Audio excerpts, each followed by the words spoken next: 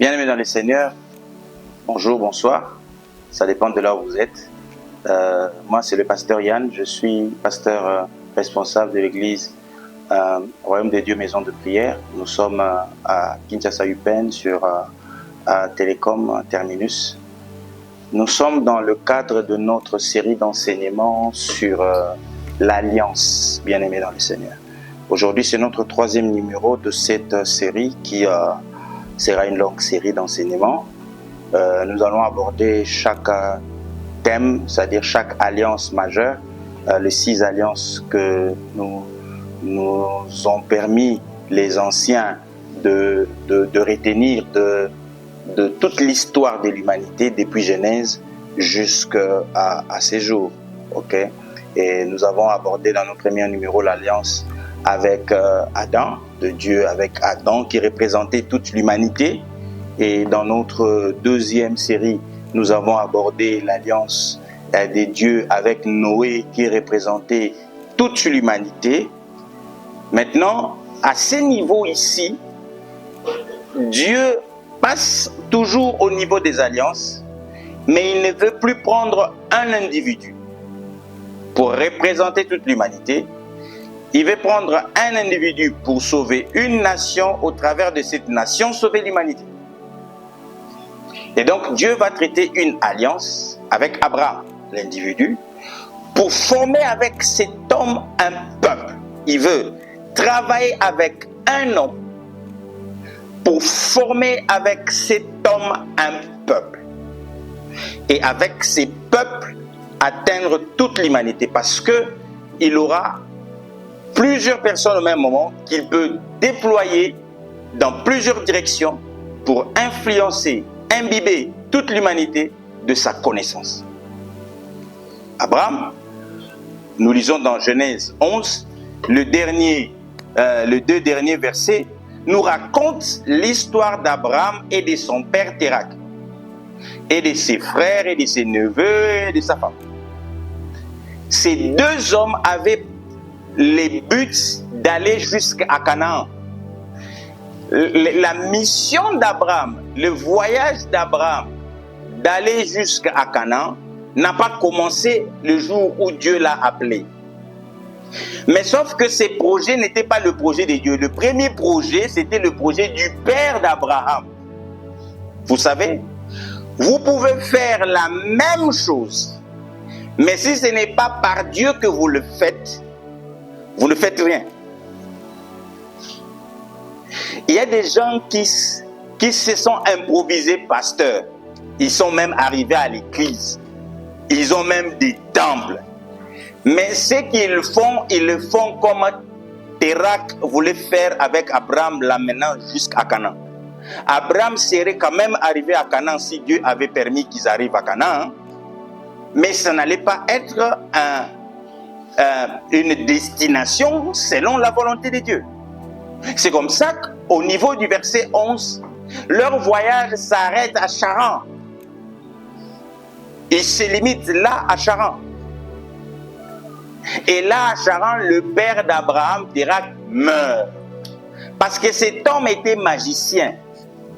S'il était arrivé avec Abraham, il allait mettre Abraham dans ces choses, dans les pays où les gens pratiquaient la magie. Mais Dieu, regardant le cœur, avait vu qu'il fallait sauver Abraham. Parce que lui, il était juste. Il fallait le sortir de là.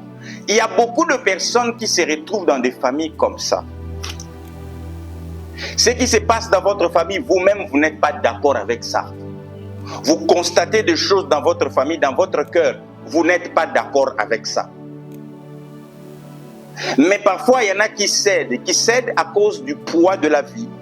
Ils ont cédé, ils ont lâché, à cause du poids de la vie. Ils ont abandonné. Ils n'ont pas voulu prendre le courage de porter leur foi, de porter leur croix, dignement sans honte. Ils n'ont pas eu le courage. Ils sont dans des familles où l'occultisme et la sorcellerie font la règle. Mais ils n'ont pas eu le courage d'Abraham de sortir. C'est comme ça que Dieu va appeler Abraham. Dieu va dire à Abraham, sors de la maison de ton père. Il y a des alliances pour s'engager à cela.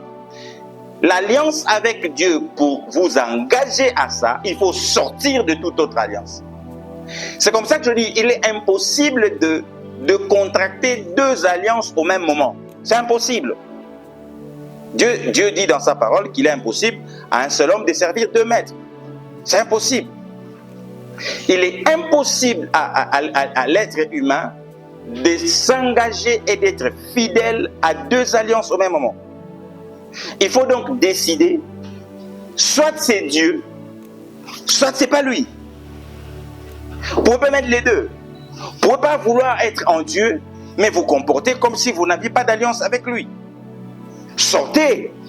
Peut-être que vous en êtes sorti tacitement, parce qu'il y a de renoncements tacites à l'alliance. Il y en a qui ont tacitement renoncé. Du fait de leur conduite, ils ont fait comprendre à Dieu qu'ils ont tout simplement renoncé à l'alliance. Parce qu'ils ne respectent plus rien. Ils ont élevé des idoles dans leur vie. Ils prient des idoles. Ils ont quitté donc l'alliance de Dieu. Dieu appelle Abraham à quitter les alliances de la maison de son père, les alliances de sa patrie, les alliances de son pays. Dieu dit à Abraham, il faut que tu sortes de là et que tu me suives. L'alliance demande une dimension de volonté personnelle, même lorsque, surtout l'alliance avec Dieu, même lorsqu'on n'a pas suffisamment d'informations, parce que vous ne pouvez pas avoir suffisamment d'informations de Dieu avant d'avoir entretenu une alliance avec Dieu. Mais au moins votre âme et votre esprit a la capacité, par la foi, de connaître qui est Dieu, que celui le Créateur. Dieu garde le meilleur de l'alliance dans la progression, parce qu'il se révèle progressivement. Et ça, il faut le savoir. Ça, c'est la dimension que j'amène dans ces chapitres.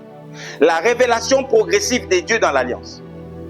Au début, Dieu ne montre pas tout ce qu'il est, combien il est bon. Il ne le montre pas vraiment. Même s'il montre suffisamment qu'il est bon au point de convaincre l'esprit humain de s'engager avec lui. Mais sachez que ce n'est pas tout ce que Dieu est. Il faut le goûter. Il faut demeurer avec lui. Et vous saurez qui il est. Demeurer avec Dieu. Et donc il dit à Abraham, écoute Abraham, je veux faire de toi une grande nation. Parce que l'alliance, comme je l'ai dit, Dieu a des choses à faire qu'il annonce. Il vous annonce toujours ce qu'il fera pour vous. Mais il vous dira aussi ce que vous devez faire dans le cadre de cette alliance. Non seulement pour marquer votre accord, à votre engagement à l'alliance, il y a des choses que vous devriez faire ou que vous ne devriez plus faire. Si vous n'êtes pas encore arrivé au point de recevoir de Dieu lui-même des instructions selon lesquelles vous ne devriez plus faire telle chose ou vous devez faire telle autre chose, si vous ne recevez pas ces instructions-là, sachez qu'il y a un problème dans votre engagement à l'alliance. Soit que Dieu n'a pas encore activé ces processus-là avec vous. Soit que vous-même, vous n'avez pas encore activé ces processus avec Dieu. Mais Dieu est toujours disponible pour vous recevoir dans le cadre de cette alliance. Et donc, il appelle Abraham. Abraham va s'engager directement. Il va dire à son père, écoutez, moi, j'ai entendu Dieu me parler. Vous savez, Abraham, dans la période où Abraham parle de Dieu, et parce que celui qui a révélé pour le premier, les merveilles de Dieu à sa descendance, Abraham, et dans son environnement, tous savaient autre chose. Ils avaient d'autres informations. Je l'ai dit dans notre première série, lorsque Abraham révèle à Israël, parce que Moïse n'a fait que rappeler ce qu'Abraham avait annoncé à son peuple, et ces rappels de Moïse, il l'avait reçu par l'inspiration de Dieu. C'est comme ça que Dieu va envoyer Moïse auprès d'Israël pour leur lire ce qu'il venait d'écrire, afin que les anciens d'Israël puissent confirmer les choses que Moïse disait, c'était vraiment, c'est qu'eux aussi savaient. Et lorsque Moïse a lu la Torah au devant d'Israël, les anciens d'Israël disent, c'est vrai ce que tu as dit. C'est ça la vérité. Nous connaissons ces choses-là. Et il se pose la question, comment est-ce que Moïse pouvait connaître ça? C'est par la révélation que Moïse a reçu cela. C'est pareil que Paul qui a reçu des choses par la révélation. Vous voyez? Et donc Abraham va dans sa relation avec Dieu. Dieu parle à Abraham de toutes les choses et Abraham raconte ces choses à l'humanité. C'est comme ça que la version de la création de l'humanité va circuler dans le monde, mais en même temps, des grandes civilisations de l'époque, la civilisation égyptienne par exemple, elle considère le soleil comme une divinité. Mais Abraham, son alliance permet à Abraham d'avoir une intelligence supérieure à l'intelligence des mathématiciens égyptiens. Les mathématiciens égyptiens qui pensaient que la lune était un dieu, Abraham qui n'avait pas de microscope ou de matériel poussé sur le plan technologique pour observer, il n'en avait pas. Mais Abraham savait que ça n'était que des lampadaires, si je dois utiliser le terme, ce n'était que des luminaires. Ça n'avait rien de divinité en ces astres. Abraham savait. Vous voyez, l'adhésion à l'alliance donne une intelligence supérieure à l'intelligence des sages. Les sages d'Égypte pensaient être plus intelligents qu'Abraham. Abraham savait. Pendant que les Égyptiens pensaient que des crocodiles étaient des divinités, Abraham savait que des crocodiles n'étaient que de simples créatures de Dieu. Il le savait. Il savait. La science des dieux. Lorsque vous accédez, vous vous engagez à l'alliance avec Dieu, Dieu vous donne des capacités que le monde ne comprend pas. Et c'est de notre responsabilité, nous, d'amener le monde à connaître les révélations et le merveille de Dieu qui reste encore caché pour les sages de ces mondes. Parce que leur sagesse est une folie devant Dieu. Vous voyez? C'est en ça que c'est une folie. Parce que lorsque des hommes qui ont étudié en Égypte disent que la lune est un dieu et qu'on pense que les Égyptiens avaient une religion plus avancée que la révélation que nous avons dans la Bible, mais vous comprenez que tous ces gens ont tout faux. Et moi je suis tranquille lorsque je lis la Bible, je dis j'ai un Dieu merveilleux. Nous avons un Dieu merveilleux. C'est Dieu qui est en avance tout simplement parce qu'il est le créateur de toutes choses. Et nous devons juste être humbles au devant de lui et l'écouter, nous dire qu'est-ce qu'il en est. Donc Abraham reçoit l'appel de Dieu de quitter. Lorsque vous recevez l'appel de Dieu pour vous engager dans le cadre de l'alliance, comme je l'ai dit, il ne faut pas tarder parce que Dieu aime ceux qui s'engagent avec précipitation dans l'alliance. Pourquoi? Parce que ça démontre la maturité de votre foi. Votre foi vous permet de connaître ces dieux qui vous appellent à vous engager avec lui et que lui seul est Dieu. Quand je dis lui seul est Dieu, ce n'est pas un slogan. C'est la vérité. J'explique. Seul Dieu est en dehors de la création. Lui seul est en dehors de toute la création. Et il a créé l'univers. Il a créé le monde. Et lorsqu'il crée le monde, dans le monde, il crée Satan, qui se passe pour Dieu. Satan n'est pas en dehors de l'univers de Dieu. Il est dans l'univers. Nous aussi, nous sommes dans l'univers. Personne d'autre de tous ces hommes qui se considèrent comme grands n'est en dehors de l'univers. Nous tous sommes dans l'univers. Il n'y a que Dieu qui est en dehors de l'univers.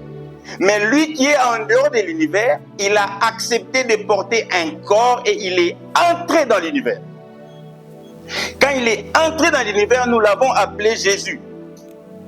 Il est entré dans l'univers, il a vaincu celui qui croyait maîtriser l'intérieur de l'univers au point d'empêcher Dieu d'avoir quelque chose à voir dans son univers qu'il a créé lui seul. Le diable pensait détourner Dieu, l'univers de la main de Dieu. Il pensait ça. C'est comme ça que Dieu a dit, écoutez, vous pensez que vous avez maîtrisé le principe que j'ai placé à l'intérieur de cet univers que j'ai créé moi-même? Je vais vous montrer que je suis Dieu. Je vais entrer là-bas. Je vais vous vaincre là-bas. Et je vais sauver les hommes que j'ai créés là-bas. Parce que je ne les abandonne jamais. Ce n'est pas parce qu'il est grand et qu'il est en dehors de l'univers qu'il n'a pas de relation avec nous. C'est ça notre Dieu. Il est en relation avec nous. Il n'est pas distant de nous. Il est merveilleux. Il est Dieu. Et lui seul est Dieu. Et ce n'est pas un slogan. Parce que lui seul est Dieu. Amen. Voilà. Nous avançons. Donc Abraham reçoit et comprend cette dimension. Qu'il n'y a que lui qui est Dieu. Et donc, il m'est avantageux de m'engager avec ces dieux avec précipitation. Et Abraham commence enfin son grand voyage vers la terre de Canaan. Parce que Dieu a promis de choses qu'il allait faire dans la vie d'Abraham. Et il fallait qu'Abraham commence à poser des actes de foi. Vous êtes dans l'alliance. Je répète, l'alliance, il y a deux choses. Vous adhérez à l'alliance et vous pouvez en sortir. Si vous sortez de l'alliance, toutes les lois qui concernent l'alliance ne vous concernent plus. Dieu n'a plus à faire avec vous parce que vous avez décidé d'être du dehors. C'est comme ça on les appelle du dehors. Vous avez décidé d'être du dehors. C'est fini avec Dieu. Mais vous pouvez être dans l'alliance et il y a des dispositions de l'alliance qu'il faut respecter. Adam a choisi de violer une disposition dans l'alliance. Il n'en est pas sorti. Il a choisi de violer une disposition dans l'alliance. C'est comme ça Dieu, voyant que Adam n'est pas sorti et qu'il est toujours en lui, a créé le mécanisme du pardon du péché pour Adam. C'est comme ça qu'il a pris la peau d'animaux et il a couvert Adam. Quand vous êtes dans l'alliance, le mécanisme du pardon fonctionne pour vous. Lorsque vous sortez de l'alliance, les mécanismes du pardon ne vous concernent plus. Vous êtes déjà condamné. Pourquoi? Parce que vous avez quitté le seul mécanisme du pardon possible qui existe dans l'humanité, c'est l'alliance. En dehors de l'alliance, il n'y a aucun autre mécanisme possible pour l'absolution de péché, la rémission de péché. Il n'y a aucun autre mécanisme possible. C'est dans l'alliance. Et personne n'entre à l'alliance avec Dieu par procuration. Non. Quand on dit le salut est individuel, il faut que chaque individu accepte d'adhérer à cette alliance. Il faut accepter. Dieu est bon pour tout le monde, mais il n'est que le Père de ceux qui accèdent à l'alliance avec lui. Il n'est pas le Père de tout le monde. Il est Dieu pour tout le monde, mais il n'est pas le Père de tout le monde. Et c'est la grande différence. Et donc Abraham entre dans le terme de l'alliance avec Dieu. Il entre dans le terme de l'alliance avec Dieu. Et cet homme va nous amener à une dimension. Parce que Dieu, quand il prend Adam, c'est un homme nouvellement créé qui n'a pas de problème de société. C'est facile pour lui de... Il trouve, il n'y a que lui, il n'y a que Dieu. C'est facile. Noé, il est presque en train de courir pour sauver sa vie. L'humain peut dire que c'est facile. Mais Abraham, c'est un homme qui a de moutons et de vaches. Il a déjà appris de par son père qu'il peut utiliser des choses spirituelles. Mais cet homme-là accepte de suivre quelqu'un.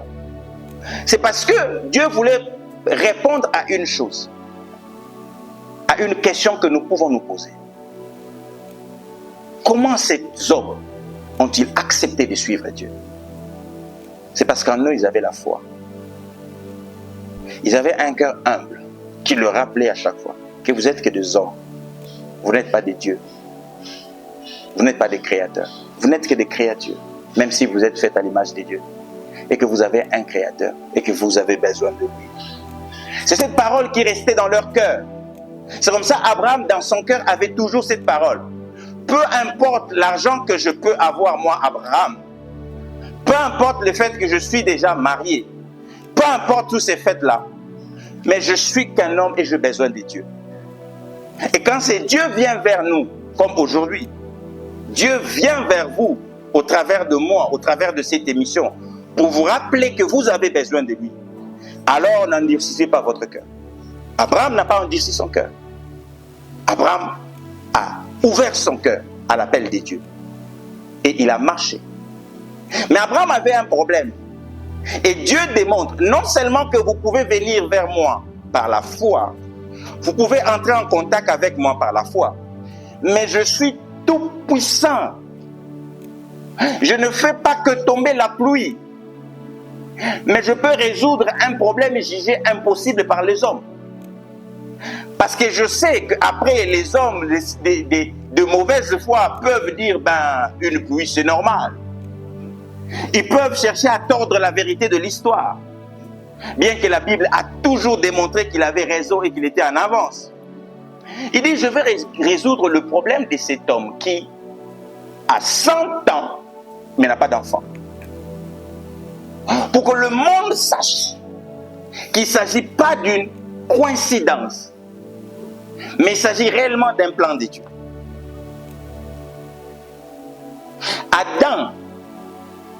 Abraham, va accéder encore à cette alliance. Dieu va lui dire une chose grave. Ça gêne. L'homme qui souffre pour avoir des enfants, Dieu va dire à cet homme qui va te circoncire. C'est fort. Et tu vas le faire toi-même. Quel risque? Dieu voulait montrer à Adam que j'ai la maîtrise de ce que je dis. J'ai la maîtrise de la science. Aujourd'hui encore, les hommes savent, les scientifiques savent que la circoncision est la meilleure chose à faire. Mais Dieu avait inspiré Abraham, un homme qui n'avait aucune notion de médecine, qu'il faut faire la circoncision. Abraham l'a fait.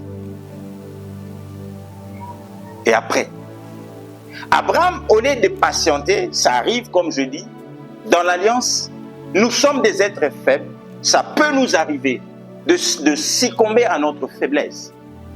Abraham n'est pas assez patient pour attendre le fils de la promesse. Il fait les choses selon sa propre volonté. Je l'ai dit, tout ce que tu peux faire, si ce n'est pas Dieu qui t'a demandé de le faire, Dieu n'est pas dans ce que tu fais là. Abraham est allé fabriquer son enfant à côté, avec Agar.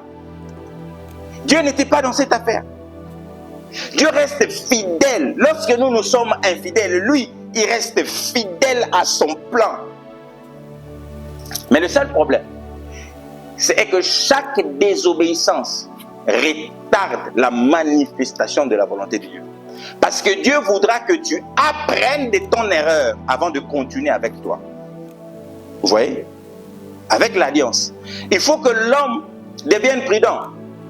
Parce que lorsque tu commets une erreur, tu échoues à une phase, à un test de Dieu, je peux l'appeler comme ça. Sache que tu vas refaire parce que tu ne passeras pas à la saison prochaine sans avoir compris le matière de la saison actuelle. Dieu, il est comme ça. Il se révèle progressivement, mais le but de cette révélation progressive est de nous faire comprendre qui il est, chaque dimension de sa personne, à chaque phase. Et donc, si tu échoues, et tu dois refaire. Mais là où c'est merveilleux, Abraham échoue au test. Il succombe avec Agar. Ça retarde la naissance d'Isaac. Mais ça ne rend pas impossible. Ça ne rend pas impossible la naissance d'Isaac. Isaac est quand même né, malgré notre incrédulité, malgré notre faiblesse. Lui reste fidèle, fidèle à ses promesses. Je veux dire à quelqu'un de s'accrocher à la promesse de Dieu. Parce que peu importe tes faiblesses, lui, il reste fidèle. Quand il a promis une chose, il le fait. Quand il a dit une chose, il l'accomplit. Rien n'empêche à ce que son plan ne se réalise dans ta vie. Rien ne pourra empêcher. À moins que tu ne sortes de l'alliance avec lui. Là, tu décharges Dieu de ses responsabilités. Tu décharges Dieu de son engagement. Si tu décides de sortir de l'alliance. Mais tant que tu seras dans l'alliance, peu importe tes faiblesses, lui restera fidèle.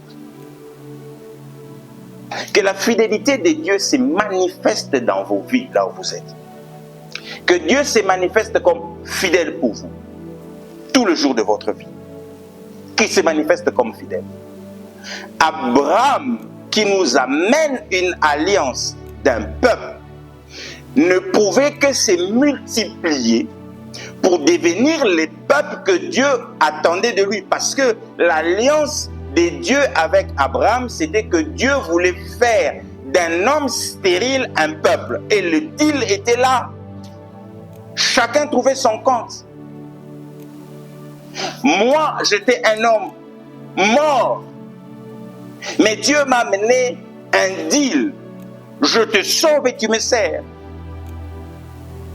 Non seulement parce qu'il m'a créé, mais il est allé au-delà du fait qu'il a tout le droit sur moi. Il m'a encore sauvé. Et il m'a dit, sers-moi. Sers-moi de tout ton cœur. Sers-moi. Sans intérêt. Sers-moi. Sans calcul. Je suis là, Seigneur. J'ai répondu. Je suis là, Père, pour te servir. Sans calcul. Sans manipulation. Sans intérêt. Juste parler au cœur de ton peuple. Abraham est cet homme-là aussi. Et nous avons vu comment est-ce que Dieu a accompli son alliance et que cet homme est devenu un grand peuple. Un grand peuple. Et qui nous a permis aujourd'hui, de par son histoire, de comprendre les dieux de nos ancêtres, les dieux qui nous a créés. Bien-aimés dans le Seigneur, nous sommes arrivés à la fin de cette série d'exhortations. Je vous amène chaque fois à comprendre quel est ce Dieu qui nous a créés, qui vous a créés et qui nous appelle aujourd'hui au salut de nos vies. Il vous appelle aujourd'hui à baisser vos bras dans toutes sortes d'activités que vous menez qui vous éloignent de lui, afin de vous souvenir qu'il est encore disponible, sa main tendue est encore disponible pour vous, son plan de salut est encore disponible pour vous et vos familles. Il vous suffit de vous engager, de marquer votre adhésion à cette alliance qu'il nous a formée avec le Seigneur Jésus-Christ. Et là où vous êtes ici, vous pouvez juste faire une prière en disant, Seigneur, moi, en citant ton nom, je marque mon adhésion dans cette alliance en Christ avec toi. Pour que tu sois celui qui sauve ma famille et que ma famille soit un instrument pour le salut de l'humanité. Moi, je dis ça à Dieu. Seigneur, ma famille, ma femme, mes enfants, nous sommes des instruments pour le salut de l'humanité. Des instruments. Et je prie que ce soit ton partage pour toi et tes enfants. Des instruments de Dieu placés en haut dans le ciel pour le salut de l'humanité. Venez à Jésus. Venez à lui, vous tous qui êtes fatigués du poids de la sorcellerie et de l'occultisme, fatigués de la conduite que le péché vous impose, fatigués du poids de la maladie, fatigués du charge de la vie, fatigués de choses qui ne marchent pas. Venez à Jésus et il vous donne son repos. Que Dieu vous bénisse abondamment. Nous prenons rendez-vous au prochain numéro. Dieu vous bénisse. Amen.